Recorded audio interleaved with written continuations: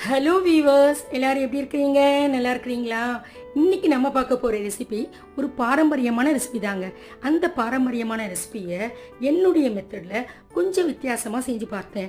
ரொம்ப டேஸ்ட்டாகவும் பார்க்க ரொம்ப அழகாகவும் இருந்ததுங்க. அதாவது அந்த காலத்தில் புட்டு பண்ணுவாங்க, பல விதமான அரிசியில் பண்ணுவாங்கங்க. ஆனால் காலப்போக்கில் அது மறைஞ்சி மோஸ்ட்லி இப்போ ஒயிட் ரைஸில் தாங்க பண்ணுறாங்க.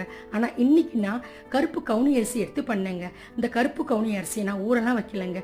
உடனே வாஷ் பண்ணி வீட்டிலேயே எண்ணெயில் ஆற வச்சு அதை மிக்சிலேயே புட்டு பதத்துக்கு அரைச்சிட்டேன். அதுக்கப்புறம் இதுக்கு நம்ம ஸ்வீட் தான் எப்பவும் சாப்பிட்றோம், காரம் பூர்ணம் வைக்கணும்னு சொல்லிட்டு சிக்கனில் கார பூர்ணம் பண்ணுங்க.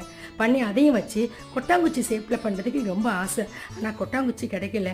அதே மாதிரி புட்டு மேக்கர் அவைலபிளாக இருக்குது பாத்திர கடையில். அந்த புட்டு மேக்கரை வாங்கிட்டு வந்து அதில் பண்ணங்க. ரொம்ப அழகாகவும் டேஸ்டியாகவும் இருந்துச்சு. இந்த ரெசிபியை உங்களுக்கும் போட்டிருக்கேன். நீங்கள் செஞ்சு பார்த்துட்டு உங்கள் ஃபீட்பேக்கை மறக்காமல் தெரிவிங்க. Okay, by.